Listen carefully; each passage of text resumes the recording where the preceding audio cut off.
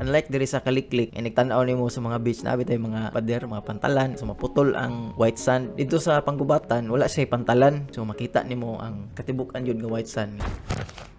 Ganahan kaayo is Swissfinity. Naka 3 times na mi kay nindot ang rooms na apple, tas maka-dive snorkel pod sa dagat, daghan corals. And I agree with that. Naka-anha na mi sa Swissfinity, pero wa may kasulod.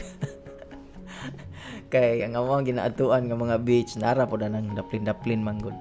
So, kung taga Samal ka kabalo na jud ka sa mga libre-libre nga mga makabarato ka ba? Pero pares lang ko gihapon nga beach, pares gapon kanindot.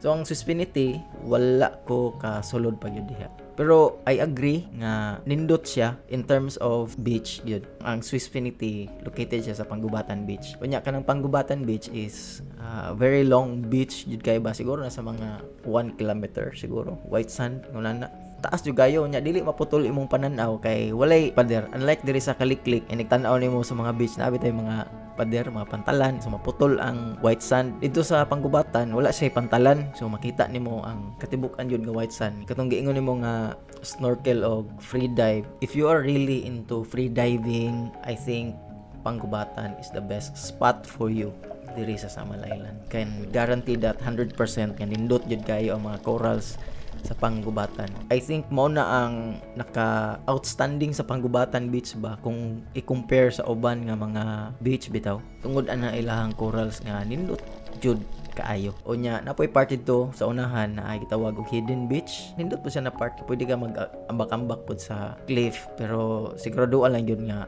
taob kay medyo mabaw siya kung muhunas na. Yeah, considering sa Swissfinity, kung naagyon mo'y budget, nya kaya niyo i-travel og ingon na kalayo, ang Panggubatan man gud medyo layo-layo na siya sa barge. Proximity mga 45 to 1 hour siguro ang biyahe ana. So kung okay ra sa inyo mo biyahe mga ingon na, Swissfinity is good for you.